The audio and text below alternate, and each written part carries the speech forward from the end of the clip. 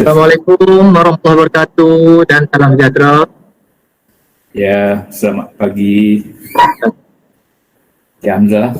Ya, selamat pagi, Tebun. Ya. Assalamualaikum warahmatullahi wabarakatuh dan salam sejahtera. Bersyukur kita kepada Allah Subhanahu Wa Taala kerana dengan izinnya dan limpah kurnianya kita berpeluang dan menyertai program jaringan ilmu siri yang kelima, ya. Anjuran unit hubungan luar dan pengantarabangsaan Jabatan Penyelidikan dan Inovasi itu Tuan Guru Abdul Rahman. Terlebih dahulu izinkan saya untuk mengalukan tetamu kita pada pagi yang pada pagi yang ceria ini, iaitu yang berbahagia Dr. Boon Jong Fu, yang telah pergi untuk berkongsi ilmu dalam tajuk Wayang Kulit dan Menora, jadi seni persembahan tradisi di Kedah dan Perlis. Baik, sebelum saya memulakan program kita pada pagi ini, izinkan saya membaca sedikit biodata Dr. Boon secara ringkas. Dr. Boon Jong Fu berasal dari Kampung Lampam, iaitu sebuah kampung yang terletak di Pendang, Kedah. Beliau telah mendapat latihan perguruan di mata perguruan ilmu khas dan juga telah mendapat sijil perguruan khas di mata perguruan Pulau Pinang. Ya, Dr. Boon, ya? Ya. Seterusnya beliau melanjutkan pelajaran Ijazah Sejarah Buddha, Sarjana dan PhD di Universiti Sains Malaysia. Tak payah panjang-panjang. Baik, sebelum beliau berkhidmat sebagai seorang guru, beliau juga pernah berkhidmat sebagai penterjemah bahasa Thai di Mahkamah Majelis. Dan saya juga merupakan seorang guru yang berpengalaman luas. Sekolah yang pertama beliau berkhidmat ialah di Sekolah Kebangsaan Tunku Ahmad, Langkawi. Ya, Langkawi. Saya dulu di Ewa. Kemudian telah ke Sekolah Tunku Abdul Rahman Putra di Pengerang dan ke Sekolah Menengah Kebangsaan Tunku Taban Perak. Baik, melalui pengalaman dan minat beliau sejak kecil, beliau bergiat aktif dalam persembahan tradisi seperti genre aktif atau dikenali juga sebagai Nang Talung dan juga seni persembahan panorama. Sebelum tu saya juga nak nyatakan bahawa Logo juga merupakan mantan pensyarah di Tengku Abdul Rahman. Dialah Ketarikh Darjah. Kini beliau sangat aktif dalam seni persembahan, seni persembahan budaya. Okey, baik. Tuan-tuan dan puan sekalian yang saya hormati, sebagai sebuah negara yang berbelang kaum berbagai budaya ini, Ketua pada pagi ini Dr. Pung sudi bersama-sama kita untuk berkongsi pengalaman beliau menceritakan keunikan wayang kulit dan menora dapat di negeri Kedah kulit. Okey, untuk makluman tuan-tuan dan puan sekalian, nanti tuan-tuan dan puan sekalian boleh mendapatkan pautan dalam talian untuk mengisi kehadiran tuan-tuan dan puan sebagai kehadiran perempuan pada Saya tak perlu.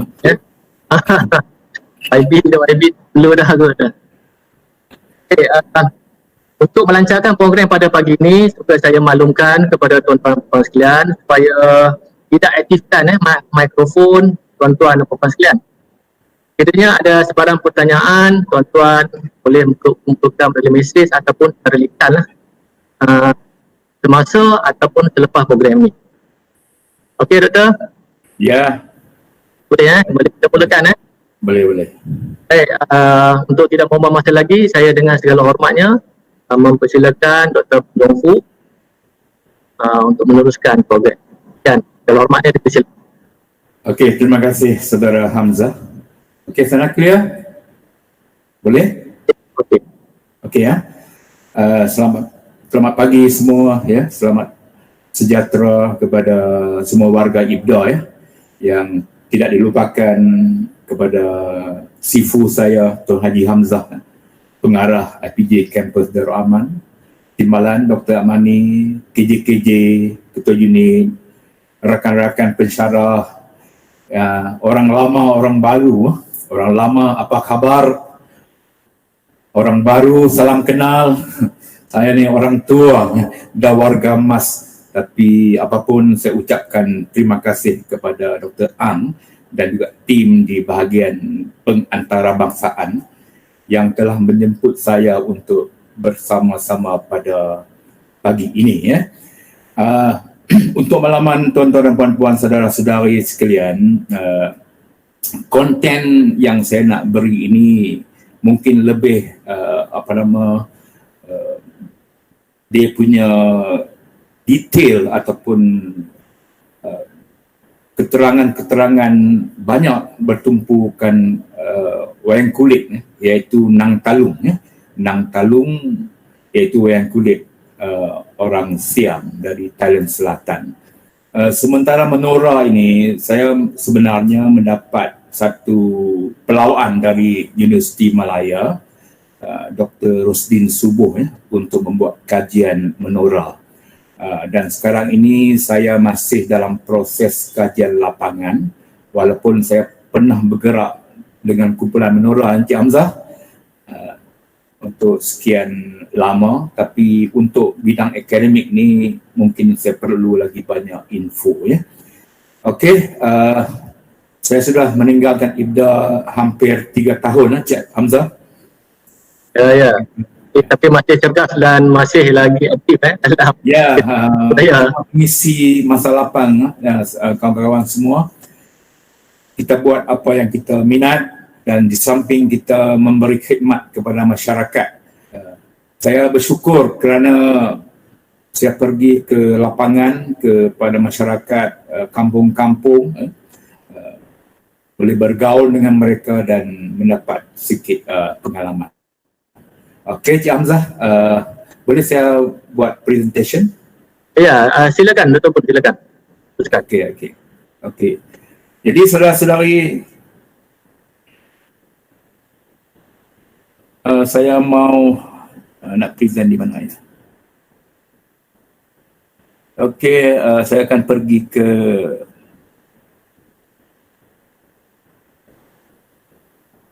mana itu presentation. Present now, belah kanan Dr. Pun.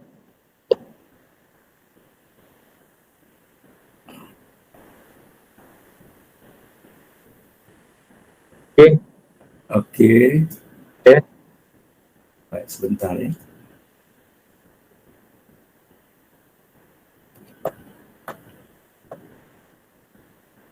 Nampak? Okey. Okey. Okey, nampak di skrin ya? Okey, lagi Belum ni? presentation dah nampak dah, tapi okey nampak dah. Okey. Okey, saudara-saudari semua, berikutnya saya akan bercakap sedikit tentang Nang Talung dan Menora ya, iaitu seni persembahan tradisi di Kedah dan Perlis. Tajuk ini mungkin tidak memberi impak ataupun timbal balik kepada tuan-tuan dan puan-puan dari segi PNP, tapi sebenarnya ini sekadar perkongsian pintar untuk melihat budaya dan seni rakyat ya yang mungkin terpinggir, dan kalau kita sebagai academician tidak memberi ruang dan peluang ini, maka lama kelamaan seni ini akan pupus ya. Baik, Menora dan Nang Talung. Nang Talung dan Menora ya.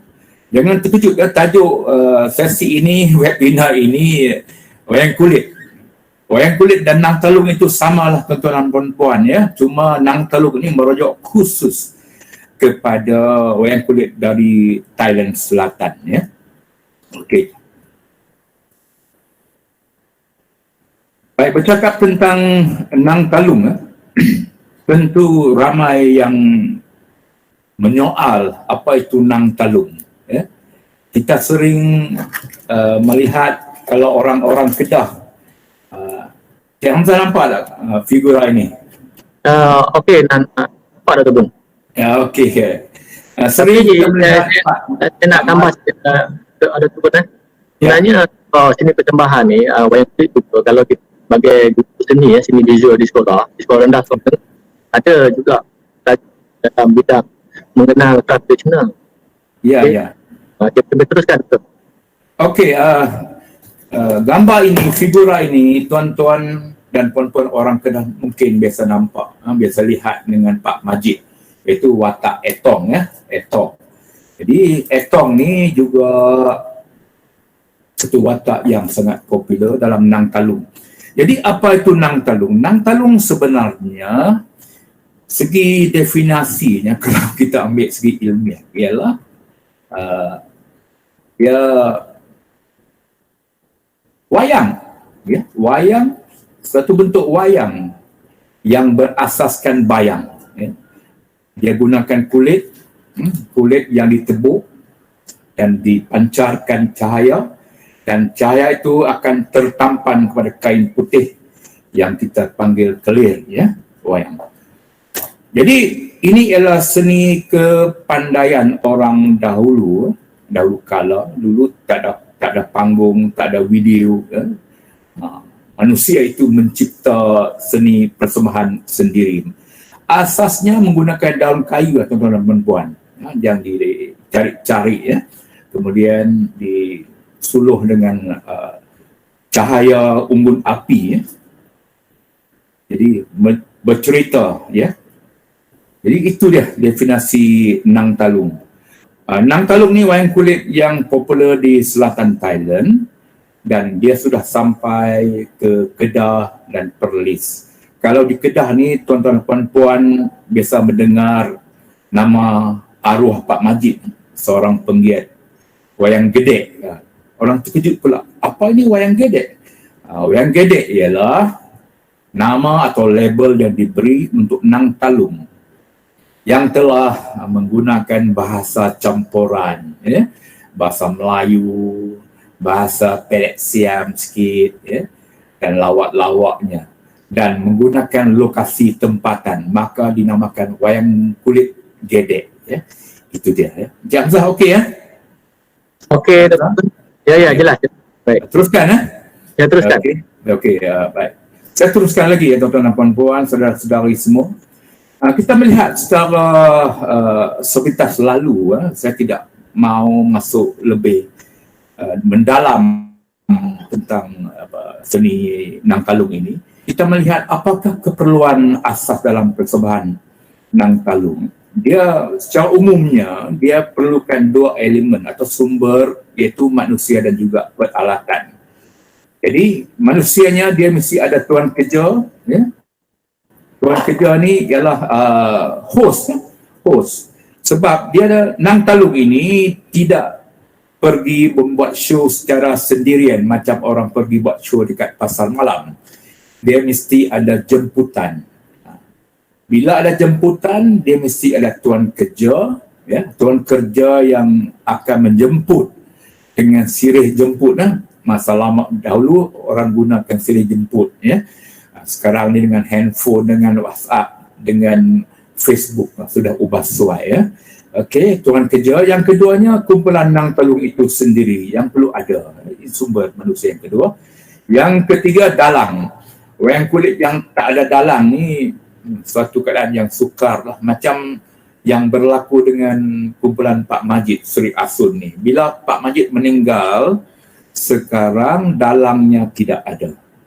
Dalang ni ketua, ya, ketua kumpulan yang bertindak sebagai pengarah cerita, pelakon, pengurus kewangan dan segala-galanya, ya, dalang dan ahli kumpulan. Nang Talung di Malaysia ini dalam 5-6 orang mencukup lah, boleh main. Tapi kalau di Thailand Selatan, kalau tuan-tuan puan-puan pergi melihat Nang Talung di Thailand Selatan, mereka paling kurang kan 10 orang, ya. Ahlinya makin bertambah. Ahli ini selain ahli muzik, dia juga ahli lain untuk membantu, iaitu pembantu untuk persembahan, ya, angkat alat dan sebagainya. Jadi tuan-tuan dan puan-puan, sumber manusia inilah yang menjadi pendokong kepada seni ini terus wujud dalam masyarakat. Tanpa sumber ini, lama-kelamaan dia akan pupus, ya. So pada hari ini saya berkongsi pada tuan-tuan dan puan-puan, seni ini tanpa sokongan sumber yang mana-mana tadi, dia akan pupus. Okey? Dan kita pergi melihat peralatan pula. Apa yang diperlukan. Yang paling utama, panggung. Ini wajib 90%. Kadang-kadang Nang Talung ni dilakukan persembahan di tempat biasa, di pentas, di panggung. Ya. Tapi panggung yang didirikan ni penting. Ya. Penting sebab untuk diletakkan peralatan, baik, alat muzik diperlukan dan alat bukan muzik, ya, bukan alat muzik.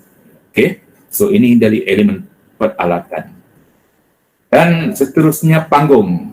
Mari kita melihat rupa panggung. Ini bahagian hadapan panggung, ya.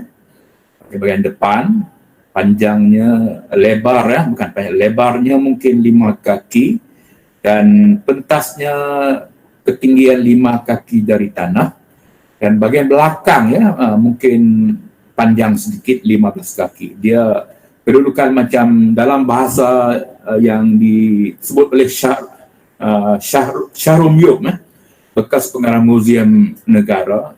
Dia bentuk macam anjing mendongak, ya. Depan ni luas dan belakang makin mengecil ke belakang sini, ya. Ini depan panggung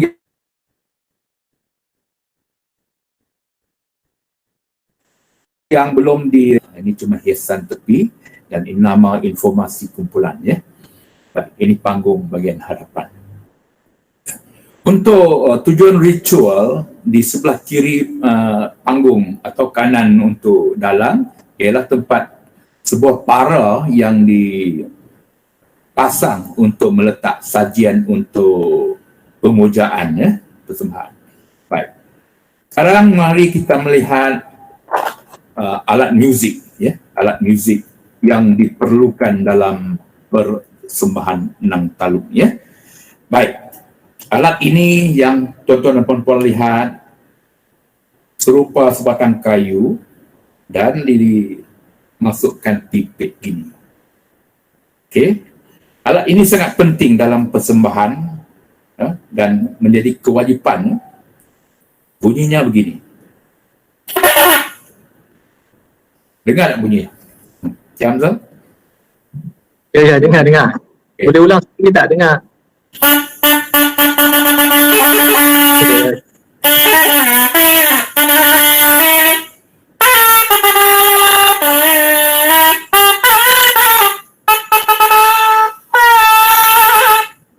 Ya, itu serunai ya, ataupun P.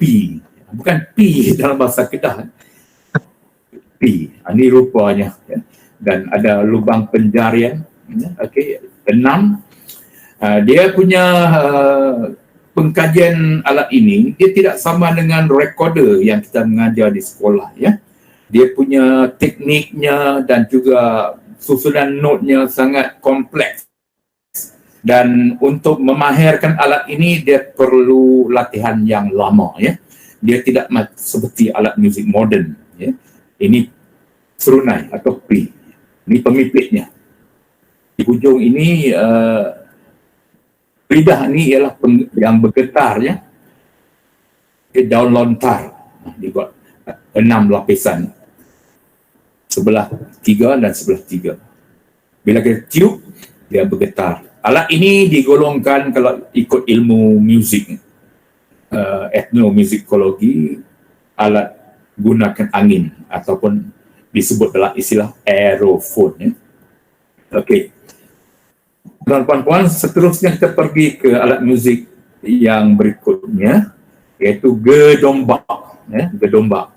Dan di palu di bahagian depan ini kulit, dan tangan kiri menekap di bahagian depan. Ini alat yang penting untuk memberi rentak ya, dan gunakan tali nylon, relang, bingkai. Dan alat berikut ialah geduk. Geduk tadi gedombak, ini geduk. Geduk ni menggunakan kayu untuk memalu bahagian depan ni, untuk palu bahagian depan ni. Okay, dia kena ada kaki sokong gini, tidak dia letak rapat dengan lantai ya. Baik. Okey. Ini alat yang menggunakan kulit dalam istilah muzik. Dia beri membrane tu kulit. Dalam istilah muzik, membranophone. Okey. Berikutnya kita pergi ke alat yang di palu ya. Palu, ini yang pertamanya mong. Mong ni seakan canang dalam alat muzik wayang kulit Kelantan, canang ya. Dan juga kesi. Mong ni menggunakan kayu pemalu yang diketuk. Manakala cing ini atau kesi ini menggunakan bingkai yang disentuh mengeluarkan bunyi cing. Ya. Okey. Kedua-dua alat ini juga membantu dalam menetapkan tempo, tempo bila dalang ataupun nainang dalam bahasa Nang Talung, dalang atau nainang menyanyi. Mong dan kesi ini akan memberi tempo, kelajuan beat ya. Dan okay, are you with me? Okey, Dada. Ya. Jadi kalau yang tadi tu, nampak ni tadi beberapa peralatan tadi, adakah dia hampir sama juga dengan wayang kulit, wayang gedek dan juga wayang kulit di sebelah Timur, terutamanya di Kelantan? Okey, untuk wayang gedek memang inilah asasnya. Cuma wayang gedek Pak Majid ini tidak menggunakan serunai ini. Ini dinama Pi Kelang, ya, Pi Kelang dalam bahasa Thai. Tapi wayang gedek Pak Majid menggunakan serunai Jawa yang digunakan juga dalam persembahan silatnya.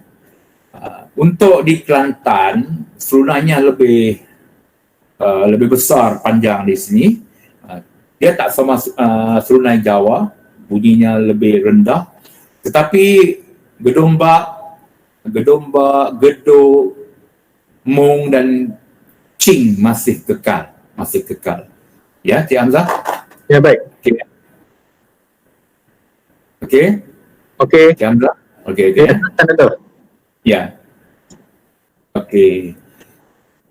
Dan untuk makluman saudara-saudari, tuan-tuan puan yang dikasihi sekalian, Nang Talung sudah membuat banyak inovasi ataupun percubaan atau bahasa muzik eksperimental dengan menambah alat muzik moden selain dari serunai, gedomba, gedok, mong dan cing tadi, dengan alat-alat muzik moden seperti drum, conga, keyboard. Ini keyboard elektrik ya. Untuk makluman saudara-saudari, rakan-rakan semua, saya semasa membuat persembahan Nang Talung, saya main keyboard ni banyak ya. Saya mula terlibat dengan persembahan Nang Talung ni secara serius dari tahun 1999 ya, dengan bermain keyboard. Dan alat lain yang digunakan ialah alat moden ini, gitar utama gitar bass. Jadi ini satu percubaan yang dibuat di selatan Thailand. Cuma di sini wayang gede Pak Majid belum mencuba, mungkin takut audiens tidak mau terima dan sebagainya. Itu saya pun tidak tahu ya. Tapi di Thailand sudah menjadi satu norm, satu norma ya. Okey, alat musik ini. Dia pun tadi satu perkara yang menarik lah, sebab ada transformasi lah daripada alat tradisional kepada moden lah. Jadi cuma satu persoalan lah, adakah lagu-lagu atau persembahan yang menggunakan alat moden ni dia masih lagi mengekalkan lagu-lagu tradisi ke atau yang macam mana? Oh ya, bagus, terima kasih Cik Hamzah, saudara moderator ya. Lagu-lagunya bercampur Cik Hamzah. Lagu lama pun dikekalkan, lagu baru pun ditambah ya. Tapi yang penting tujuan dimasukkan alat moden ialah untuk menarik minat ya, generasi Gen Y, Gen Z ni. Sebab lagu-lagu baru boleh dimainkan dengan alat moden ni ya. Lagu lama memang tidak ditinggalkan, itu kewajipan ya. Kewajipan. Okey, Cik Hamzah? Ya, sebab saya lihat dalam wayang gedek dia ada banyak masuk unsur moden kan. Kalau kita lihat wayang kulit yang besi tradisional tu, dia banyak kegiatan gaya Ramayana kan. Ya. Kan. Kemudian kalau wayang gedek itu yang kita lihat dia banyak unsur moden lah. Wayang gedek ni untuk makluman, dia perlu sensasikan cara persembahannya. Saya pernah mengikuti kumpulan Pak Majid ke Festival Wayang Nusantara, di mana kita diberi peluang untuk melihat persembahan dari Indonesia, dari semua negara ASEAN ya. Dan kita boleh melihat ada negara yang masih kekalkan tradisinya. Contoh di Indonesia, dia masih kekalkan gamelan. Tapi gamelannya masih kekal dengan lagu lama, tapi ada unsur baru, iaitu ada penyanyi, pesinden nama dia, pesinden ni. Itu juga satu style, elemen. Jadi melihat kepada Pak Majid wayang gedek ni, lagu-lagu ni medium, Cik Hamzah, untuk menarik minat. Ya, menarik minat. Yang lama dikekalkan, yang baru ditambahkan. Ya, itu dia punya matlamat. Ya, okey ya. Sebab kita lihat wayang gedek tu dia ada juga unsur humor kan pada audiens tu. Ya. Ya, okey, Doktor, teruskan tu dah. Okey. So, sekarang mari kita melihat suasana di belakang kelir ya. Okey, belakang kelir ini Pak Dalang. Pak Dalang ini orang Perlis ya, masih hidup tapi pun semakin uzurnya. Baik. Apa keperluan? Tuan-tuan dan puan-puan melihat depan kelir tidak nampak apa yang diperlukan di belakang kelir ini ya. Baik, ini lampu yang perlu. Lampu ni pula dia perlu 200 watt ke atas ya. Kadang-kadang kumpulan wayang kulit ni menggunakan watt yang rendah, dia nampak malap. Bila malap ni kurang serinya. Dan juga mikrofon.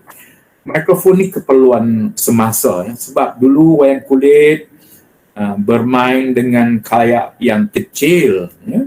tak perlu mikrofon. Sekarang ni orang menonton ramai, ratus-ratusan ya, perlu pembesar suara, mikrofon. Gambar kulit ni sangat penting ya. Setiap kumpulan nang talung atau wayang kulit dia mesti ada sekurang-kurangnya 100 ke 200 figura. Saya suka menyebut istilah figura ni atau gambar kulit. Kerana masyarakat mungkin pernah mendengar orang sebut sebagai patung wayang kulit. Patung sebenarnya merujuk kepada apa-apa yang bertiga dimensi, Encik Hamzah. 3D ya, 3D. Wayang kulit hanya, gambar kulit hanya 2D. Ini persepsi yang kita perlu memberi pendedahan kepada masyarakat. Baik, selain wayang gambar kulit, ini pelakon ya, ada gambar macam-macam ya, gambar mahaguru ya, gambar raja, minta maaf, ini gambar raja, ini permaisuri ya, dan ini gambar lawak. Dan selain dari itu gambar gergasi. Gergasi saya tidak ada koleksi gambar gergasi. Jadi 300 ya, gambar. Baik. Batang pisang ni penting ya, untuk dipacakkan figura atau gambar kulit. Sebab di hujung ini, buluh ini ada dibuat tajam sedikit. Nampak ni, Cik Hamzah? Jadi senang untuk dipacak. Bila dia berhenti, okay. Ini kayu penuding ya. Okey. Bila watak digerakkan, bila dia bercakap, ada watak yang tidak ada gerak mulut macam ni. Okey. Kalau gambar yang tidak ada gerak mulut macam ni, contoh gambar raja. Okey. Maaf. Okey, bila dia bercakap, tangan mesti digerakkan untuk memberi aksi ya. Kena gerak. Okey. Baik. Gambar dipacakkan pada batang pisang ya. Okey. Berikutnya skrip cerita penting skrip cerita ni. Kini Nang Talung tidak lagi menggunakan cerita Ramayana atau Mahabharata. Di Thailand sudah diberhentikan menggunakan cerita Ramayana ini banyak tahun dah, dekat sekurun dah.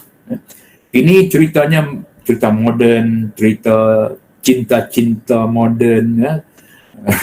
Ya. Skrip cerita ni penting ya tuan-tuan dan puan-puan, sebab kadang-kadang bila pergi main main kulit atau main Nang Talung ni, bila sampai ke pentas mungkin gabra, ini kita panggil dalam bahasa muzik performance anxiety ya. Kegabraan ni yang berlaku, Encik Hamzah. Ada gabra juga. Dia gabra ni kena lupa. Jadi skrip cerita ni senang untuk kita berpegang, merujuk kepada skrip berkenaan. Ini penting. Semua orang gabra. Anxiety ni berlaku pada semua orang. Ya. Cuma ketinggian tu bergantung kepada kemampuan individu. Ya. Okey, kadang-kadang di sorak yang bukan-bukan pun gabra juga, Encik Hamzah. Ya. Ya. Okey, ini dalam ya. So sedang beraksi di belakang clear. Okey, so is it clear, Cik Hamzah? Jelas? Ya, jelas. Okay. Jadi maksudnya batang pisang tu pun masih digunakan sampai sekarang lah. Dia tak ada alat lain yang moden ke. Tuan kerja ni bila berjemput kumpulan Nang Talung, dia kena sediakan batang pisang ni selain panggung. Dia masih lagi praktikal lah. Ya, ini batang pisang. Kalau orang tanya kan, bila pergi buat show tempat yang tak ada batang pisang ni macam mana? Kena bawa sendiri. Kena. Dulu arwah Pak Noh, ayah pada Pak Majid, pergi buat show dekat Eropah dan sebagainya.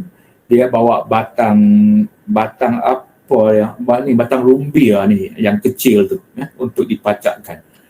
Orang putih ni kan dia sangat terpegun dengan seni kita ni. Sampai tempat pacak gambar kulit pun dia minta jadi souvenir. Pak Majid kata kan. Jadi kita inilah seni kita ni, kita tidak memberi penghargaan sebenarnya.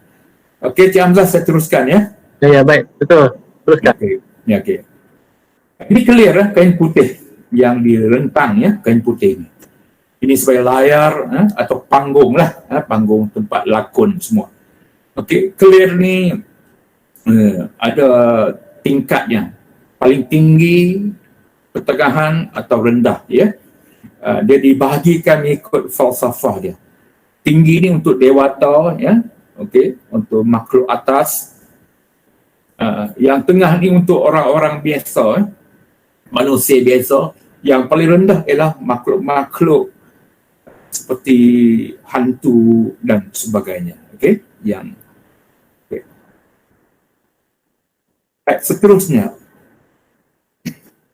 Seterusnya saya ingin maklumkan kepada tuan-tuan dan puan-puan, waktu persembahan Nang Talung kini dimulakan pada jam 8 malam dan selesai pada jam 2 pagi. Okay, ini masa yang sudah diubah sesuai. Dahulu kala wayang kulit atau Nang Talung dimulakan pada awal malam dan selesai pada subuh. Ini hiburan malam. Dulu masyarakat petani kerja sendiri, okey, hiburan di malam sampai pagi. Kalau tak pergi kebun pun, tak pergi sawah pun masih okey, Cik Hamzah ya. Tapi sekarang masyarakat sudah berubah ya. Orang kena bekerja, pergi office ya, dan juga buat aktiviti lain. Tuntutan ekonominya makin tinggi ya, dengan ansorannya Cik Hamzah. Sebab perubahan gaya hidup ada ataupun Yes, lifestyle, changing of lifestyle, perubahan gaya hidup, keperluan hidup, maka waktunya diubah sesuai. Untuk makluman tuan-tuan dan puan-puan, waktu persembahan ini sebenarnya dimulakan oleh seorang dalang di wilayah Terang, selatan Thailand, iaitu dalang Narong Chanpum nama dia. Dia ni seorang guru, tuan guru di sekolah di Terang. Dia mula-mulanya nak cerita sikit, Encik Hamzah, boleh kan? Ya, silakan. Dia seorang guru di sekolah macam kita lah. Di Thailand dengan sekolah 8 pagi sampai 4 petang. 8 pagi sampai 4 petang. Ya. Jadi waktu dia bekerja ni macam office. Dia ni juga dalang Nang Talung. Dan dia mula popular selepas terlibat dengan program perancang keluarga di Thailand oleh Kementerian Kesihatan Thailand. Dan sangat popular. Makanya dia di Thailand ni institusi sekolah boleh berhubung dengan pejabat daerah, pejabat gubernur ya, untuk membuat networking.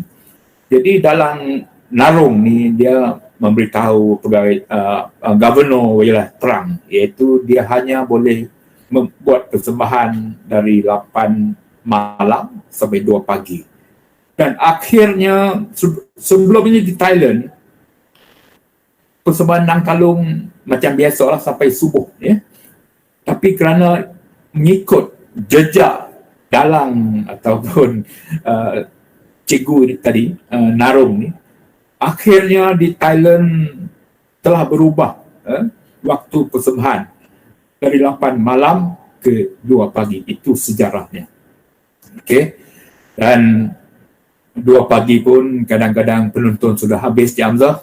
Ya, dan tuan-tuan dan puan-puan, penonton dah balik dah mengantuk. Orang sekarang ni sangat fragile. Tak macam orang dulu ya. Okey. Dan seterusnya itu ialah tentang Nang Talung ya. Berikut ni saya nak masuk kepada menora pula, Cik Hamzah. Ada apa kemuskilan? Kita betul kepada kita peserta ya untuk bertanya, kitanya ada tentang Nang Talung ni. Saya mempersilakan. Silakan ya kalau ada kemuskilan. Sebab kalau kita lihat kalau kita lihat di Nang Talung, wayang kulit, kalau di Nusantara ni, di negara-negara ASEAN terutamanya, dia hampir semuanya ada wayang tradisional ni ya. Ada. Kulit ni. Ya, ada. Kalau kita lihat di Indonesia, kita lihat di Malaysia, semuanya di Filipina pun ada. Kelantan, Kampuchea pun ada, ya. Kampuchea pun ada. Jadi, tapi kalau kita lihat mungkin untuk berkongsi kot bagaimana, ada tak perbezaan ataupun mungkin daripada segi penciptaan. Kalau kita lihat pada asal usul wayang kulit ni, dia lebih tertumpu kepada hikayat-hikayat lama Hindu-Buddha tu kan. Ya. Kalau macam di Malaysia ni, dia tak ada transform, dia ada perubahan. Yes. Seni sebenarnya ialah keperluan hidup. Kita mesti melihat seni itu sebagai keperluan hidup, Cik Hamzah. Wayang kulit ni asalnya diperkatakan asal dari India, ya. India membawa turun ke Indonesia.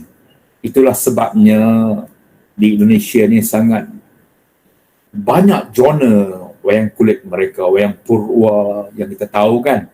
Dia macam-macam wayang di Indonesia. Dan pokok ceritanya menggunakan Ramayana dan Mahabharata. Kemudian dibawa masuk ke Thailand. Nang Talung ni saya lupa untuk memberitahu tuan-tuan dan puan. Nang itu maksudnya wayang. Talung itu ialah singkatan nama wilayah Pattalung. Sebab wayang kulit ini bermula di wilayah Pattalung, maka diberi nama Nang Talung itu. Jadi di Thailand Selatan berkembang sampai ke 3 wilayah Narathiwat, Pattani dan juga Yala, ya. Dari 3 wilayah ini turun ke Kelantan, sebab dulu satu kawasan, ya. 3 wilayah ini dengan Kelantan satu negeri, ya. Dan di Kelantan mulanya dipanggil wayang Siam sebab orang Siam yang bawa wayang itu ke Kelantan. Namanya Mak Ero, ya, Mak Ero ke Kelantan. Kemudian bertahun-tahun akhirnya ditukarkan nama jadi wayang kulit Kelantan. Itu sejarahnya. Jadi seni ini ialah pewarnaan setempat, Cik Hamzah. Dia berkembang mengikut suasana setempat. Bila saya pergi ke Festival Wayang Nusantara, saya melihat seni ini sebagai keperluan masyarakat. Dan tentulah lebih elok dikekalkan mengikut style masing-masing, ya, supaya dia mempunyai identiti yang berbeza. Ya, Cik Hamzah? Ya, sebab tu kalau kita lihat dalam film seni visual sendiri, pendidikan seni visual di sekolah rendah pun ada bidang mengenal tradisional. Ya. Itu juga di pendidikan seni visual sekolah tengah, ya, ada. Ya. Kan? Antaranya termasuklah wayang kulit. Sebab ini adalah warisan budaya yang kita perlu kenal dalam identiti budaya bangsa kita. Ya. Betul, ya? Ya, okey. Okay, baik. Teruskan, ya. Ya, baik. Saya teruskan, okey. Okey, tuan-tuan dan puan saudara-saudari yang dihormati sekalian, terima kasih kerana masih bersabar dengan saya, orang tradisional. Okey, berikutnya kita pergi kepada menorah pula. Menorah di wayang kulit atau Nang Talung itu benda yang sama lah, wayang kulit. Wayang berasaskan wayang kulit, ya. Okay, Nang Talung daripada Thailand Selatan. Itu informasi. Sekarang menorah pula. Apa itu menorah? Menorah ni ialah asasnya drama tari yang diasaskan oleh Puteri Mesimala. Ceritanya Mesimala ini ialah anak raja.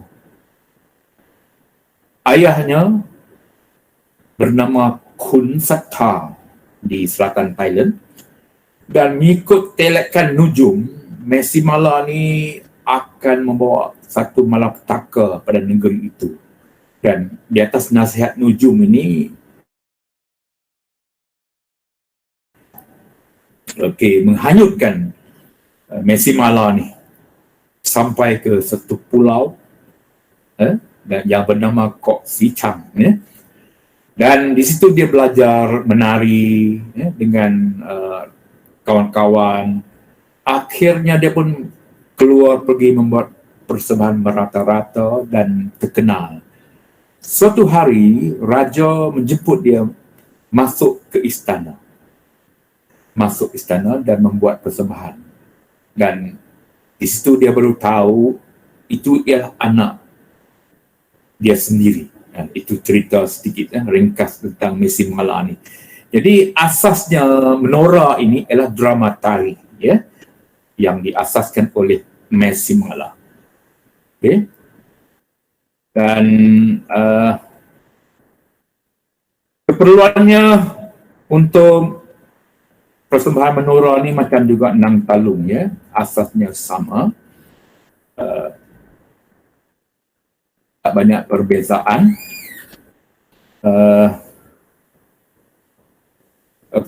Jadi alatnya yang asas juga serunai ini. Serunai yang paling asas dalam setiap persembahan mesti ada serunai. Okay. Dan tadi kita melihat kepada keperluan persembahan manusia dan juga peralatan, ya. Baik. Faktor manusianya macam biasalah, mesti ada tuan kerja yang menjemput, ya, kumpulan menora, ya, ketua kumpulan, dan ahli-ahli. Kalau dalam Nang Talung, setiap kumpulan ahli yang tidak ramai, ya, paling banyak pun 10 orang. Tapi untuk menora ni ramai, Encik Hamzah, sebab dia perlu pembantu, pemuzik, penari dan sebagainya. Ini dia punya keperluan sumber manusianya. Dari segi peralatan pula, dia perlukan panggung. Panggungnya berlainan, nanti kita lihat, ya. Okay, perkakasan dalam persembahan. Ada alat muzik, okay. Bukan alat muzik. Kalau panggungnya bagaimana? Gini panggungnya. Agak luas, 20 kaki dia punya size, ya. Baik. Dibina di atas tanah. Ini tempat persembahan. Okey. Ini ialah para yang diletakkan sajian untuk persembahan. Ini langit, ya. Baik. Berbeza dengan Nang Talung, panggung menora ini lebih luas, tapi Nang Talung panggungnya kena tinggi, ya, untuk senang dilihat oleh penonton. Okey. Alat musiknya lebih kurang dengan Nang Talung juga, mesti ada serunai, ya, macam tadi. Gedombak dan geduk, dan mong atau cing, alat yang sama, kategori sama. Aerophone, membranophone. Ini aerophone, ya. Ini membranophone. Ini ideophone, ya. Yang di Palu kita panggil ideophone. Okay. Dan apakah yang menjadi sesuatu yang unik kepada perbezaan menora dengan Nang Talung? Menora ni kostum, ya, tuan-tuan dan puan-puan, saudara-saudari, kostumnya. Okey. Kita lihat gambar raja dalam kostum tradisional, dia mesti ada kecobong atau mahkota gini. Okey. Nampak je, Hamzah? Ya, nampak jelas ada tubuh. Okey.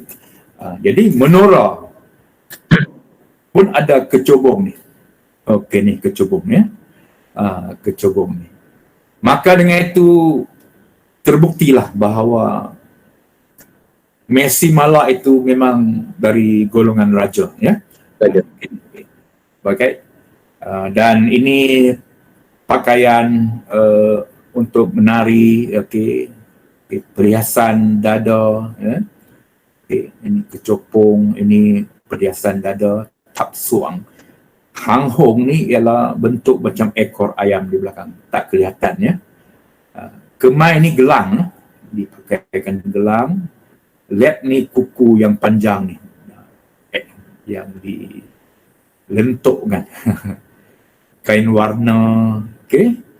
Yang tak nampak sini topeng. Topeng ni topeng merah yang tuan-tuan biasa lihat ya, topeng macam kalau di Wang Tepus ni Mek Mulung kan Cik Hamzah? Ya, Wang Tepus. Topeng. Ya. Untuk perkakas lain ialah ada rotan, pedang, cota ni untuk masa persembahan ya. Rotan ni sering kita nampak. Rotan ni kebiasaan dalam Mek Mulung pun ada, dalam Mak Yung pun ada. Bila raja memarahi pengasuh, dia akan gunakan rotan. Dalam Mek Mulung. Ya. Ada apa soalan Cik Hamzah? Jadi kalau kita lihat antara menorah dengan Mak Yung ni, Doktor, mana? Tetap keadaan dan ini persembahan. Saya tidak begitu jelas tentang Mak Yung, tapi sebab dia punya struktur persembahannya ada elemen seperti menghadap rebab dan sebagainya. Cuma mungkin ada pengaruh menorah tu. Mungkin. Di Kedah ni dulu pada masa dahulu ada juga Mak Yung Kedah. Tapi sayangnya sudah pupus ya Mak Yung ni.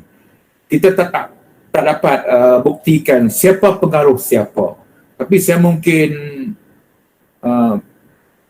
setuju bahawa Mak Yung mungkin pengaruh daripada menorah. Itu terpulanglah pada sarjana seni persembahan ya. Okey, Cik Hamzah? Ya, saya. Okey. Dan saya teruskan lagi ya. Saya teruskan, Dato' Bun. Okey, teruskan. Baik. Untuk makluman tuan dan puan-puan, saudara-saudari, waktu persembahan menorah ni 2 sesi ya. 9 pagi sampai 12 tengah hari, itu sesi pertama. Kemudian malam pula, 8 malam sampai 12 malam. Jadi untuk makluman saudara-saudari, untuk menorah ni agak panjang masa persembahannya. Itulah mereka perlu banyak ahli dalam kumpulannya.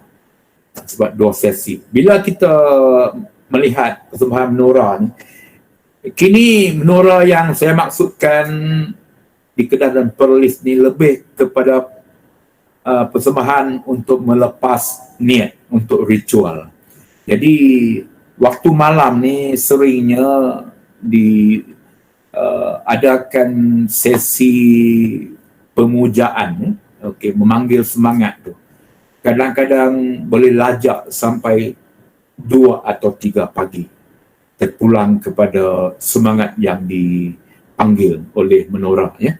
Jadi pendek kata menorah yang kita lihat sekarang, dia bukan menjadi drama tari sebenarnya macam dahulu. Tapi di sini sudah menjadi satu elemen menorah untuk ritual, untuk membuat persembahan kepada leluhur ya. Dan itulah yang saya sebut tadi ya, tujuan Nang Talung dan menorah yang diadakan di Kedah Perlis ni lebih kepada elemen ritual. Ritual itu melepaskan niat. Kalau orang Melayu ni kita membayar nazar lah ya. Bila berjanji dengan semangat Nang Talung atau menorah, kalau mendapat sesuatu yang dihajati, maka tanda terima kasih kita adakan persembahan menorah ya.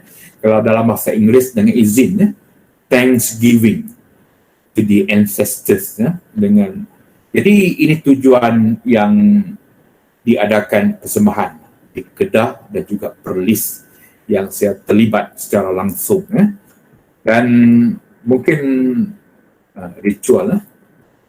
Mungkin anda bertanya, bila persembahan itu? Dalam setahun, bukan setiap bulan boleh dibuat persembahan, Cik Hamzah. Dia cuma dalam bulan 6, 7 dan 9 sahaja. Itu pun mengikut kalender orang Siam. Bulan 6 Siam ni ialah bersamaan dengan bulan 5 Masihi, bulan Mei. Dia cepat sebulan. Kalau bulan 7 tu, bulan Jun kita. Kalau bulan 9 Siam, bulan kita ialah 8. Ya. Dan hari yang dipilih itu juga penting, ya, Cik Hamzah. Ada juga dia punya almanek, ya, yang dirujuk supaya hari akhir untuk membuat sesi melepas niat itu persembahan guru, kita panggil persembahan guru, mesti jatuh pada hari Khamis, hari guru. Orang Siam menyebut kalau hari Khamis itu hari guru. Okey, bulan 6, 7 dan 9 kalender Siam, dan hari dan juga detik tu kena dilihat, dipilih dengan baik. Kerana kalau kita pilih hari silam, segala upacara yang kita buat sia-sia belaka, tak diterima. Itu dia, ya. Habis buat Cik Hamzah. Tak jadi. Bukan tak jadi, ya, tak diterima, ya. Harinya tak cantik, hari tak cantik, bulan tutup, bulan buka, semua lah. Ini elemen-elemen yang kita kena ambil mengikut kosmologi, ya. Ini maksudnya dalam, ini juga termasuk dalam kefahaman orang Siam ke ataupun yang beragama Buddha juga tu? Siam lazimnya Buddha, ya. Orang Buddha, Siam. Ya. Okey, saya teruskan, ya. Teruskan. Okey. Berikutnya, tuan-tuan puan-puan, saudara-saudari, saya akan tunjukkan gambar-gambar ritual untuk menerangkan proses melepaskan niat ni. Yang kita nampak sekarang ini adalah dalang Nang Talung di Pendang, ya. Saya pun selalu mengikuti persembahannya, tapi sayang dia sudah meninggal, ya. Okey. Saya jemput dia ke rumah saya beberapa tahun yang lalu untuk sesi melepas niat. Okey. Baik. Berikut ni adalah gambar-gambar. Okey, gambar ini kita lihat tuan kerja, ya. Tuan kerja dengan adik-beradik, sanak saudara yang sudah bersedia di sini. Tadi saya bercakap tentang waktu persembahan Nang Talung 8 sampai 2 pagi. Betul tak? Tapi untuk ritual Nang Talung yang kita buat di Kedah ini, waktu subuhnya mesti diadakan upacara melepaskan niat, ya, iaitu sekitar 6 pagi. 6 pagi, ya. Baik, kelihatan sini. Okey, ini medium. Okey, perantara yang akan melupa, ya. Okey, bila dimainkan muzik dan diseru nanti. Dan baik, ini keadaan medium yang sudah masuk semangat Nang Talung dan memegang figura Nang Talung di sini. Okey. Dan akhirnya ialah sesi menerima sajian tanda niat sudah selesai. Okey. Dan dalang, untuk dalang ini, tak dalang yang akan melafazkan kata yang bermaksud putus niat sebanyak 3 kali. Maka niat di antara tuan kerja dengan semangat Nang Talung terputus dari saat itu dan tidak ada lagi sangkut pautnya. Baik, ini adalah sedikit sebanyak ritual untuk Nang Talung, ya. Saya tidak mau terperincikan di sini, ya. Okey, ini sekadar pemahaman. Baik, berikut ini ialah tadi Datuk pun dah sebut tentang melepaskan niat, kan? Jadi ini dalam Nang Talung, tapi kalau dalam wayang gedek elemen ni tak ada, kan? Ini hanya dalam tidak ada. Gedek dia hanya sebagai hiburan ke macam mana, Datuk? Okey, wayang gedek ni saya pernah pergi melihat Pak Majid pergi main buat persembahan kesyukuran. Dia panggil kesyukuran, ya. Kesyukuran ni ada kenduri sikit sebanyak dan membuat persembahan. Itu saja. Dan dia tidak ada elemen yang otentik macam saya buat ni. Encik Hamzah? dia sebab kalau kita lihat ni wayang gedek ni dia merupakan satu warisan seni lah ni tu Ya, Kebun, ya, ya, dan dia juga melayak adat dan juga yang tersendiri. ya, ya, Tapi sebenarnya kalau kita lihat dalam bahan wayang kulit, dia tak kebanyakannya juga tak berlepas daripada gas dan pergi mentera tu kan, dalam yes, ya, betul, betul, betul. dalam penggunaan jampi juga Okey. panggung tu. Ya, Encik Hamzah, kosmologi orang dahulu kala, setiap perlakuan, setiap aksi itu diiringi dengan niat. Niat ini dengan lafaz. Okey, contoh figura ini, ya. Tukang lorek gambar kulit ini pun, sebelum melorek ini pun dia mesti ada baca mantranya dengan niat. Niat ini adalah fokus sebenarnya. Fokus, ya. Okey, dia ada bacaannya semua, ya. Itu lamalah, ya. Untuk wayang gedek ni, bila dijemput untuk membuat persembahan melepas niat, dia juga membuat dia melabelkan sebagai persembahan kesyukuran, ya. Dan dia tidak ada elemen yang autentik macam ni. Dan saya pun sebenarnya sempat mendapat data ini ketika Dalang dipendang masih hidup, ya. Sekarang ini sudah habis, sudah pupus sebab ya. Saya pernah bercakap dengan Siti Zainun Ismail, sasawan negara. Beliau orang berminat budaya, ya, dan orang visual, dan saya bercakap semua ini akan pupus kalau kita sendiri tidak berminat untuk bertanya dan mendokumentasikan. Sebab apa? Orang luar negara sangat teruja dengan seni yang kita ada, tapi kita tidak memberi nilai.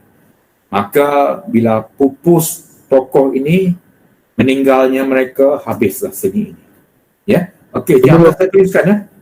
Ya, teruskan. Okey. Berikutnya kita melihat suasana ritual menorah di hari akhirnya. Untuk Nang Talung, seringnya diadakan persembahan hanya untuk semalaman, ya, semalaman. Kalau mula hari ini, esok selesai satu malam, ya. Baik, esok hari Khamis kan, esok sudah tamat dan selesai niat. Untuk menorah pula, lazimnya diadakan persembahan 3 malam 4 hari. 3 malam 4 hari. Maksudnya dia mesti mula pada Isnin, Selasa, Rabu, Khamis.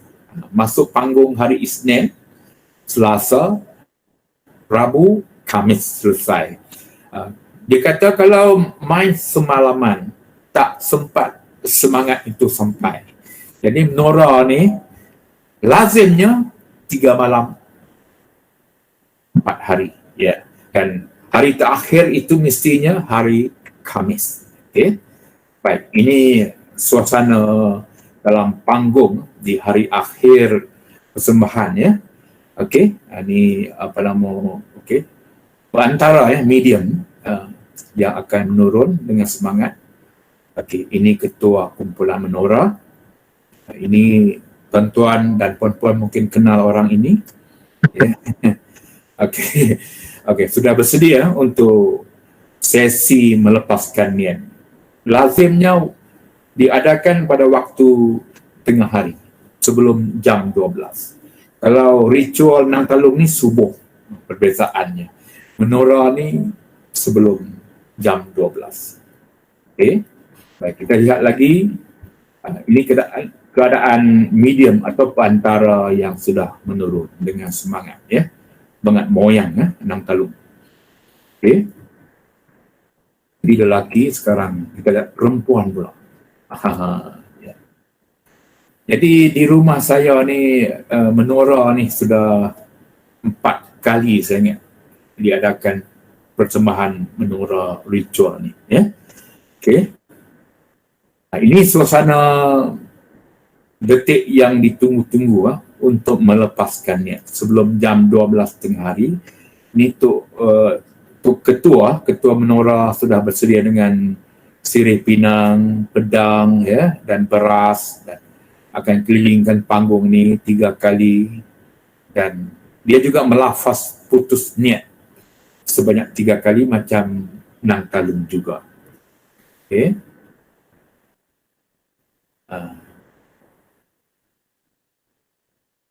Okey, jadi tuan-tuan dan puan-puan, saudara-saudari, saya rasa itulah sedikit sebanyak info budaya rakyat ya, yang saya boleh kongsikan dengan tuan-tuan dan puan-puan, saudara-saudari. Dan saya cuma nak bercakap satu ya, jauh hari mengenal Mak Nikam. Jauh hari mengenal Mak Nikam. Seni yang kita ada, seni yang kita warisi ya, dia akan pupus kalau kita tidak melihat seni itu ada nilainya. Nilai keakraban, kekeluargaan, ya, nilai budaya, nilai adat akan pupus kalau kita tidak teruskan tradisi ini. Dan info ini saya mendapat peluang sampai ke lapangan kerana saya minat dalam bidang muzik dan juga ada keturunan Nang Talung dan Menora dalam keluarga saya. Jadi senang untuk saya pergi ke lapangan. Dan untuk makluman, ketika saya melanjutkan pengajian di peringkat kedoktoran pun, saya pernah wawarkan bahawasanya bila kita pergi ke lapangan, seni kualitatif ini penting ialah repo di antara kita dengan informan. Kadang-kadang kita pergi ke lapangan kepada masyarakat, ya, info-info ini yang akan ditanya oleh researcher atau pengkaji ini kadang-kadang tak sampai. Jadi kita harus pergi berkali-kali melihat, bertanya dan mencatat info itu. Dan saya rasa itulah sedikit sebanyak yang boleh saya kongsi ya, Cik Hamzah, dengan rakan-rakan semua di IPDA, IPG Campus Darul Aman. Kalau ada apa kurang, salah silap, ya, minta maaf banyak-banyak. Sudah bercerai ya, 3 tahun. Cik Hamzah, saya serahkan kembali kepada Cik Hamzah untuk meneruskan sesi berikutnya. Baik, terima kasih Dr. Bun atas keterangan Nang Talung ataupun wayang kulit dan juga sama-sama. Baik, tuan-tuan puan sekalian, sekarang ni sekiranya tuan-tuan dan puan ada persoalan ataupun nak berkongsi maklumat tentang apa yang telah dinyatakan oleh Dr. Bun, saya nak hormatnya mempersilakanlah. Sebab kalau kita lihat di sini ya, wayang kulit di sini pun sebenarnya banyak lagi ya kalau kita nak mendalami ya Dr. Bun. Ya, banyak. Kalau kita nak mendalami, sebab kalau kita lihat dalam konteks budayaan, dia satu yang unik lah. Dan ini merupakan satu catatan lah yang hebat kepada penjat seni dan orang yang meminati budaya, sebab dalam era transformasi modernan yang terutamanya macam wayang kulit dan Nora, Mayur, kan. Dia ada penyebaran yang kurang berlapis-lapis lah. Kalau kita lihat dalam wayang kulit juga ada isu-isu tertentu lah. Kalau kita lihat di satu ketika di Kelantan tu, orang Melayu dan orang Islam ni dia sempat melibatkan elemen keagamaan kan. Yang tu kita boleh lagi lah dalam isu tu kan. Tapi dalam konteks yang lain tu, sebab cabaran semasa ni dengan hiburan-hiburan yang lebih canggih sekarang ni kan, banding dulu lah. Kalau kita lihat dulu tu wayang kulit sebagai satu hiburan rakyat. Yes. Sekarang ni dalam era moden ni, apatah lagi sebab sekarang ni era digital kan, dengan zaman 3 dimensi sebagainya kan. Orang muda ni kurang berkenan semua sebagai pelapis-pelapis lama ni nak mempertahankan lah, sebab budaya dia melambangkan bangsa tu. Dia tu benar? Ya, Cik Hamzah. Ya. Untuk makluman Cik Hamzah ya, untuk wayang kulit ni pernah ada usaha untuk mendigitalisekan wayang kulit. Tapi dia tak jadi ya Cik Hamzah. Sebab dia tak hidup ya. Dia tak hidup. Pernah usaha yang dibuat oleh penggiat-penggiat seni digital untuk mendigitalisekan wayang kulit ni. Ya, jadi apa nak buat ya? Dia perlu pulang kepada asal juga, autentiknya. Dia seni ini sama juga macam seni lain, dia mesti ada sesuatu yang unik ya. Okey? Ya, betul. Ya, betul. Ya. Ada tuan-tuan, ada persoalan ada tuan-tuan nak bertanya tentang cadangan yang ada cadangan soalan. Silakan, orang baru, orang lama yang saya kenal, orang baru yang saya tak kenal. Okey. Atau ada yang nak berkongsi bersama kami tentang maklumat-maklumat yang Ya.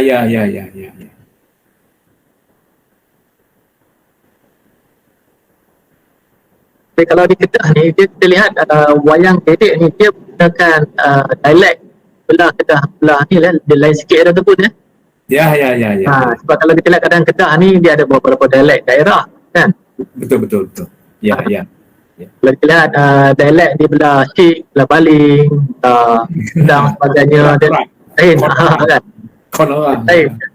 Kan dia lain daripada Kedah belah selatan tu kan. Sebab wayang gedek ni menggunakan dialek yang lain sikit lah.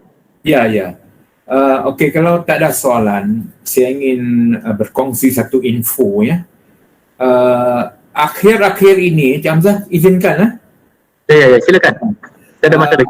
Akhir ini kita melihat, tapi tak popular ya, di IPTA, saya melihat kawan-kawan sibuk dengan satu isu kearifan tempatan, iaitu bagaimana kita boleh mengangkat, pulih dan pelihara seni tempatan ini. Tak kiralah seni budaya, seni lukis, seni bahasa dan seni hidup apa semua.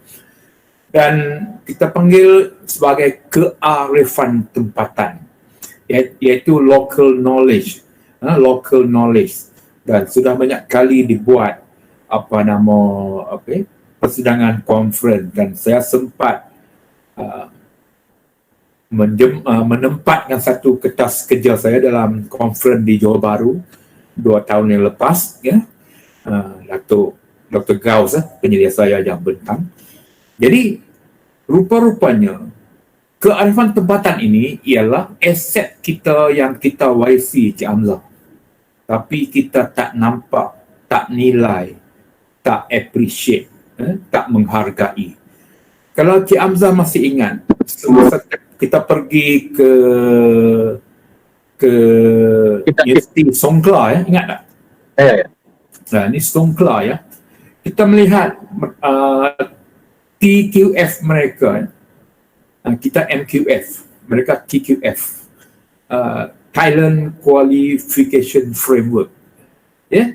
Salah satunya yang kita dan rakan-rakan JKS terpegun ialah memperkasa community. Masih ingat tak? Ya. Memperkasakan community. Maksudnya, kita di IPT ini turun ke lapangan untuk membantu, kunjung bantu, ya, kunjung bimbing, dan kita pun dapat informasi.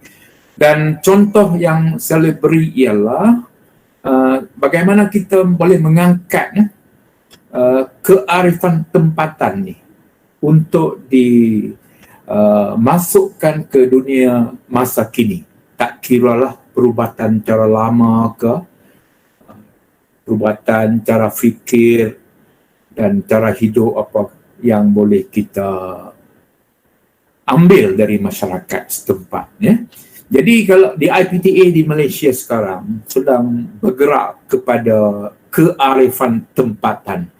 Tapi saya ingat dia kurang umumnya lagi, sebab mungkin kita punya tradisi, Encik Hamzah, bukan kita punya halah tuju, ya. So saya menyerahkan kepada rakan-rakan lain di IPT, di IPG untuk melihatnya. Dan saya sendiri pun ada rancangan untuk pergi ke lapangan untuk mencari informasi tentang orang Melayu yang bercakap bahasa Siam Pelet ni. Orang sebut Sam-Sam ni. Dan sekarang ni semakin pupus. Sebab bila dah tua-tua, dia marahkan ayah dan ibu. Oh, tak mengajar saya bahasa Siam, ya. Dan itu isu yang mutakhir, ya. Ya, mutakhir, kita punya warisan. Ya, saya serah balik pada Cik Hamzah. Baik, terima kasih Dr. Pun. Ya. Atas perkongsian ilmu tadi. Ya. Ialah, kita maklum lah, ya. Ini merupakan cabaran lah. Cabaran seperti penggiat-penggiat seni seperti Dr. Pun, ya. Ya. Sebab kita lihat suara juga ada inisiatif lah. Kena dan mempertahankan budaya kan. Ya. Dan kita juga ada jabatan kebudayaan, ya. Yang nak memperkenal, nak mempertahankan di Malaysia ni, ya. Biasalah, ya, kita ni tak mau bercakap panjang tentang isu ini, ya. Sebab semua ada kekangan, ada KPI-nya sendiri, ya. Jadi saya ni bila minat yang mendalam tentang seni ini, saya bergerak secara sendiri di atas inisiatif sendiri. Dan juga inilah, dan untuk makluman Cik Hamzah dan rakan-rakan sekalian, saya masih meneruskan ke lapangan. 2-3 tahun ini saya intensif pergi mengikuti persembahan menora di Perlis dan Kedah ni.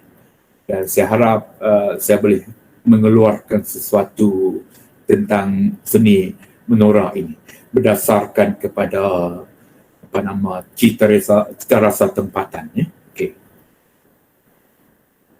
Baik, Dr. Pun, sikit lagi, ya. Kalau macam menora di Kedah dan Perlis, bagaimana betul dengan masyarakat yang Siam di Kelantan? Menora tu apa je? Oh, di Kelantan ni kan menoranya sudah jadi style Kelantan.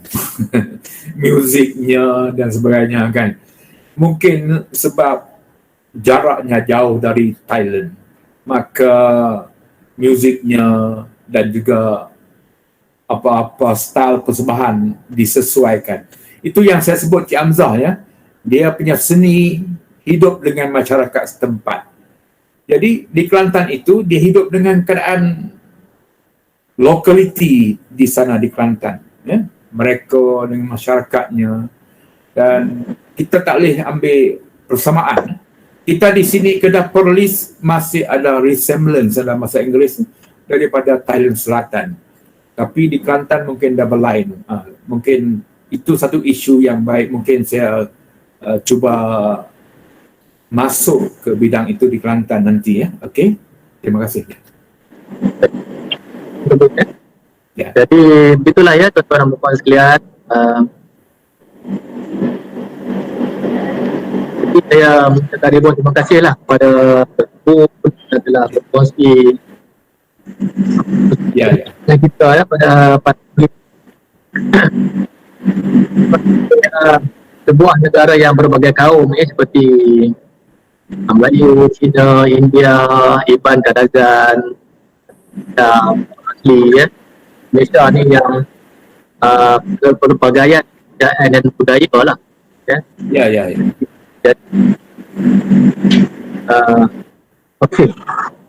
Jadi ada soalan, ada soalan apa tu pun, Ya. Ada kok. Ada. Betul pun kan? Boleh tanya. Okey, baik. Ya, tuan, silakan. Okey, bismillahirrahmanirrahim. Selamat pagi. Ya. Dan Assalamualaikum. Mr. Bo. Ya, Saya selalu jugalah tengok menora apa sebagainya tu. Cuma hari ni saya terjumpa satu dapatan lah. Berarti kenyataan bahawa sebelum menora itu dimulakan dan wayang kulit itu dimulakan, ada ritual dimainkan. Berarti adalah itu betul lah kenyataan orang kampung sebelum pada ini, no? ya. Berartinya betul lah kenyataan tu. Baru ni saya dapat. Sebelum ni kita dengar saja, tak ada orang yang profesional kata macam tu. Cuma kita dengar hari ni saya dapat satu maklumat barulah. Walaupun bukan bidang saja, tapi saya ikut jugalah. Moyo, wayang kulit dan sebagainya lah. Ya. Terima kasih. Ya, betul. Okey. Thank you. Terima kasih. Terima kasih. Pak Haji Rahman. Jerman ya. Okey, sila Dr. Bun. Ya, betul. Macam Haji Rahman sebut tadi ya. Haji Rahman ke tu? Ya, Ya, Rahman. saya. Ya. Dia punya struktur persembahannya, tak kira menora atau nang talung, dia cuma dimulakan dengan SOP atau Standard Operation Procedure-nya, dengan buka panggung ya, apa semua ni kan. Cuma dalam kata biasa, dia hanya minta izin untuk diadakan persembahan, macam Pak Manjid selalu sebut, minta pada tuan tanah, tuan tempat, apa semua kan. Jadi untuk orang Siam ni, dia mengekalkan seni nang talung dan menora ni lebih kepada tujuan melepaskan niat ya, dengan semangat leluhur yang lepas nang talung ataupun menora itu ya. Okey, ya. Kita satu jalan. Ya. Ni tanyaan oleh Puan Rosmawati Ya. Maaf, ada satu soalan Soalan ni, wayang kulit menora ada sifat spiritual. Jika dirasuk, bagaimana menguruskannya? Ulang lagi sekali soalan. Wayang kulit dan menora ada sifat spiritual. Kalau dirasuk, bagaimana menguruskannya? Maksudnya dalam melaksanakan menora dan apa ni, nan talung ni, dia kemungkinan lah peserta tu akan dirasuk. Maksudnya dirasuk. Oh. Okey, selalunya perantara yang dijemput itu yang sudah dikenal pasti, dan ketua nang telung dan ketua menora ni yang ada caranya sendiri ya. Selalunya yang dirasuk dari luar itu tidak dilayan, sebab dia hanya melihat kepada orang-orang yang dijemput khas sahaja. Jadi soal rasuk ini akan dihalau gitu je ya. Tidak ada tu, tak dilayan gitu. Ya. Okey, adakah menjawab? Terima kasih Dr. Bun. Ya. Kalau kita lihat apa Dr. Bun dalam seni tradisional lah, selalunya kita lihat seperti kuda kepang Ya. Lepas tu ada beberapa lagi yang lain tu tetap macam apakah elemen-elemen yang menyebabkan mereka lupa diri ataupun tak sedar. Okey, saya pernah membuat temu bual dengan perantara ni kan, terutamanya dengan orang-orang yang muda ni, yang moden ni, yang umur 30-an, 40-an ni. Bagaimanakah dan kenapakah mereka boleh macam melupa tu? Dia menyebut bila diseru nama oleh ketua ni, ketua menora contohnya, menoranya, dan alat muzik ni penting memainkan peranan, seperti gendang, geduk dan juga gelombak ni ya, dan juga alat muzik ni. Dia macam melayang dan bukan total. Saya mendapati daripada perbualan saya dengan mereka, bila dimasuki semangat itu, dia bukan hilang total. Dia cuma macam bila masa menari tu mungkin dah 80% contoh. Dia masih ada geria lain. Tapi bila duduk kembali bersila, dah balik asal gitu. Ya. Okey. Baik, terima kasih tersebut. Okey. Tuan Pemasian, ada soalan lagi ke tentang Okey, silakan. menora dan tadung ni? Saya pun Cik Hamzah, untuk makluman, saya pun tertarik juga untuk mengkaji elemen melupa diri ni. Melupa ni, bukan melupa diri ya. Minta maaf, istilahnya melupa ni. Sebab saya bergiat dalam seni ini 20 tahun kurang lebih ya. Dan saya cukup macam bukan pelik ya, mungkin saya tertanya-tanya ya, bagaimana mereka boleh melupa tu. Dan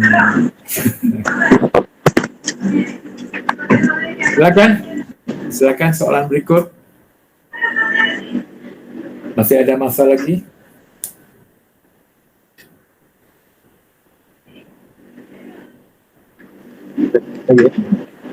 Halo.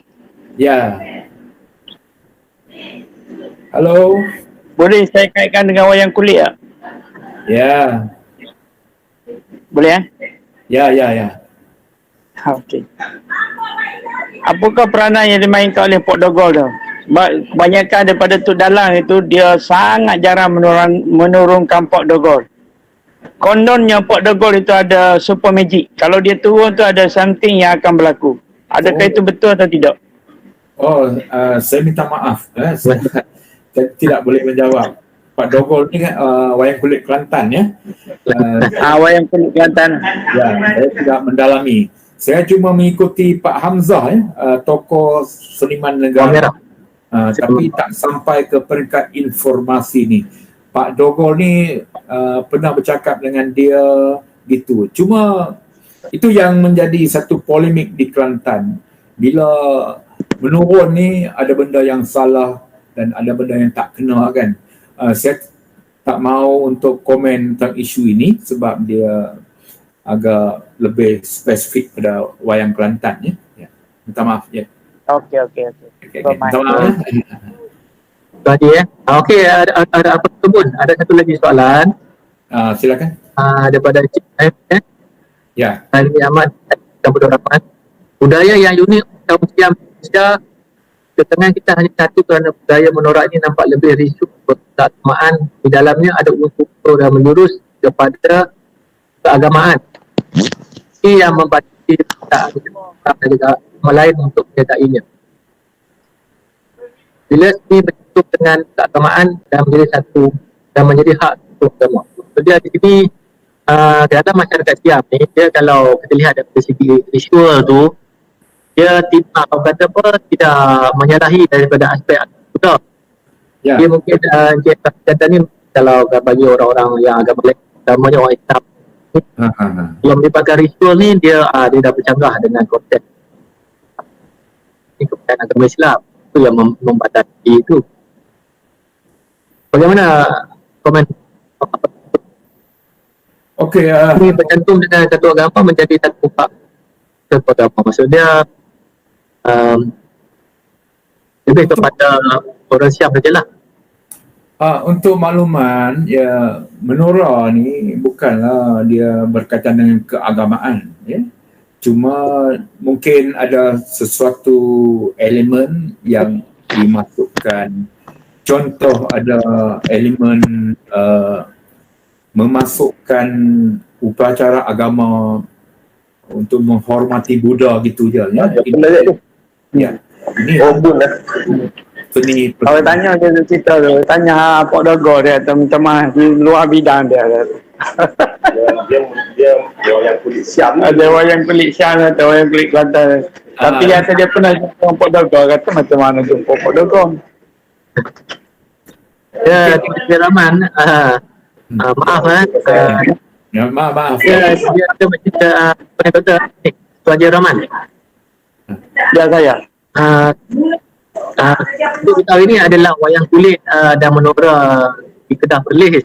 Jadi apabila Ya, memang. wayang kulit Saya ada tu kawan tu, dia kata, memang di luar bidang dia. Okey. It's okay. Thank you, Bong. Mr. Bong. No problem. Dr. Bong. My friend. ada lagi satu tipu saja ni juga kan. Lagi satu ni. Salam Ya. Ini oleh saudara Chen Siang Salam sejahtera Dr. Pun dan semua. Saya pernah dengar satu soalan seni persembahan awan batil. Batil ni memakan masa dan bercerita bersambung-sambung. Dan beliau nak tahu cerita macam mana cerita awan batil ni dalam macam mana Dr. Pun? Awan batil ni pengelipur lara ya, kalau tak silap saya, dari Perlis ya. Dia bercerita sambil main batil. Oh yang Ketuk batil tu dia bercerita kan. Sebab Megat pensyarah di RPG Perlis ni ada info yang dekat dengan Pak Batil ni di Kelantan. Dia pencerita lah pengelipur lara di Kelantan. Dulu saya ingat seorang pensyarah USM membuat kajian Pak Batil pengelipur lara dari Perlis.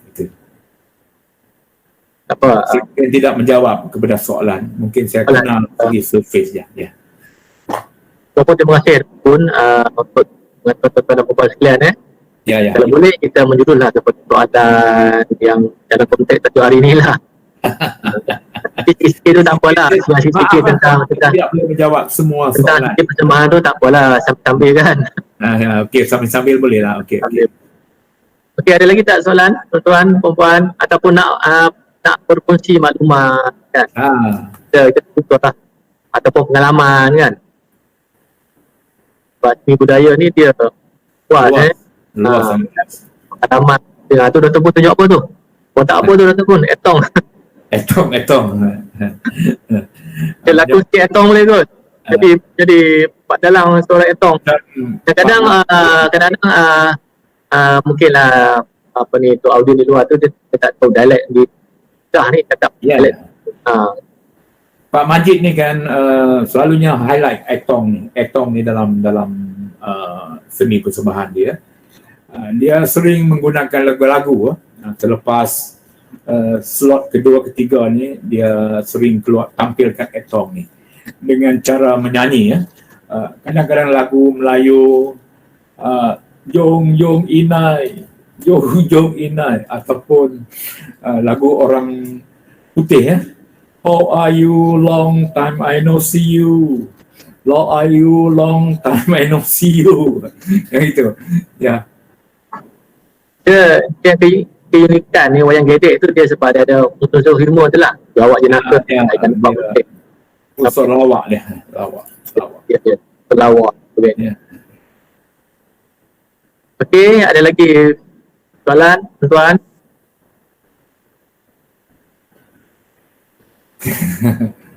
Kalau tak ada soalan, kita jumpa lagi sesi lain untuk mungkin lebih menjurus mungkin spesifik kepada akademik pun boleh ya. Terpulanglah kepada bahagian ni antarabangsa ni Dr. Ang untuk, tapi hari ini mungkin tidak membantu segi akademik, cuma segi budaya untuk pemahaman sedikit kelompok masyarakat orang Siam di Kedah dan Perlis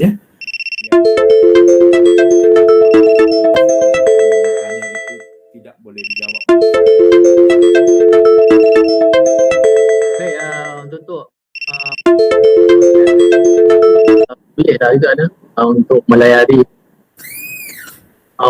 dan untuk mendaftar kehadiran kepada perempuan dapat kerja untuk pada hari ini Baik, tadi Dr. Pun kata tadi dia sebenarnya bila kata kesenian juga dia dalam akademik Dr. Pun ada, tapi mungkin hari ini dia tidak terlalu mendalam lah.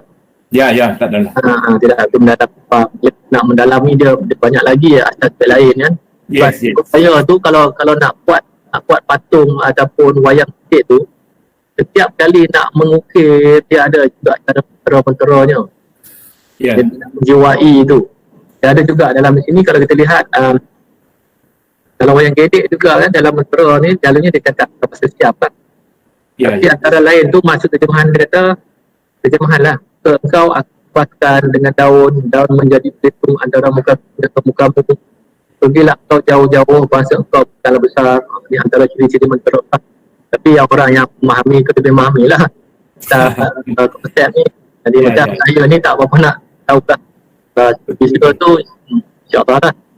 Jadi dia juga berkaitan juga dengan seni visual. Ya, Elemen seni, unsur seni di situ ya. Ya, banyak. Banyak lagi lah kita nak sebut. Kalau mungkin ada lain yang kita mendalami falsafahnya lagi ya. Ya, ada. Ya, ada. Banyak lah untuk budaya ni. Baik, jadi sebagai sebab tadi Malaysia ni yang kaya dengan pelbagaian budaya kerana rakyat daripada berbagai bangsa Jadi kepelbagaian budaya, Kepelbagaian, ya. Kita meraihkan kepelbagaian. Ya. Dan diharapkan kepelbagaiannya bukanlah sebagai pisah antara kita lah. Ya. Hanya pengetahuan kepelbagaian itu dan kita boleh menghormati antara sama lain kan. Kita akan mengharapkan antara kita. Ya. Bila kita memahami satu sama lain, saya rasa sebaiklah dalam konteks negara kita yang kepelbagaian budaya bangsa ni. Ya. Jadi itu sebenarnya tiada ada sekali lagi tu saya ingat sampai sini dulu ya. Okey. Jadi saya ingin merakamkan itu kepada Tebun, Ya, sama-sama. dan beliau pada konsep ilmu tadi lah. Okey. Tak lagi sebenarnya kalau kita nak sebut tadi ada Tebun Ya. banyak lagi ya. Okey, Cik Hamzah, saya pun ingin mengucapkan ribuan terima kasih pada Cik Hamzah selaku moderator, Tuan Haji Hashim Asman, Ketua Pengarah, Puan Timbalan Dr. Armani, Dr. Ang dan rakan-rakan sekalian di IPDA yang sudi menyentuni sesi yang tidak sepertinya ini. Dan informasi ini sangat surface, sangat basic, sangat asal. Ya, sangat asal. Saya pun tidak mahu masuk yang mendalam sangat sebab dia menjadi keboringan pula ya. Okey, semoga kita boleh berjumpa lagi di lain siaran. Saya sangat teruja di atas minat tuan-tuan dan puan-puan untuk mendengar orang yang sudah meninggalkan perkhidmatan macam saya ni untuk kembali bercakap dengan tuan-tuan dan puan-puan. Apapun pada saya ialah pembelajaran itu ialah tugas sepanjang hayat ya. Jadi sekianlah. Terima kasih banyak-banyak. Ya. Baik, terima kasih sekali lagi Dr. Bun atas percaya ilmu tadi ya. Jadi di sini juga saya nak merakatkan juga lah terima kasih saya kepada Tuan Haji Ahmad, Pengarah Dr. Rahman, Dr. Puan Haji Amani, Kepala Pengarah, juga kepada Jabatan JPPI dan Jabatan Sosial Staf, dan juga ahli jawatan kuasa yang telah betul-betul rumus mengandung program ada banyak siri program ni ada banyak siri. Ini siri yang kelima dah. Banyak kepada penyelaras Dr. Ang, Katin, Wan Lim, Puan Malar, Puan Malar, Ramzani, dan lain-lain lah, tak sebut nama ya, minta maaf ya. Dan lain-lain yang tak dapat saya sebutkan di sini lah. Dan juga terima kasih kepada tuan-tuan dan puan sekalian kerana telah sudi bersama-sama kami menghadiri program ni Jadi dalam proses ilmu ni saya harap dapat beri pendapat kepada kita semua lah. Kita kenali budaya bangsa kita sendirilah dalam masyarakat dan berbagai kaum ni. Jadi itu sehingga kita berjumpa lagi insyaAllah. Terima kasih banyak hingga berjumpa lagi. Okey, jumpa lagi. Bye-bye.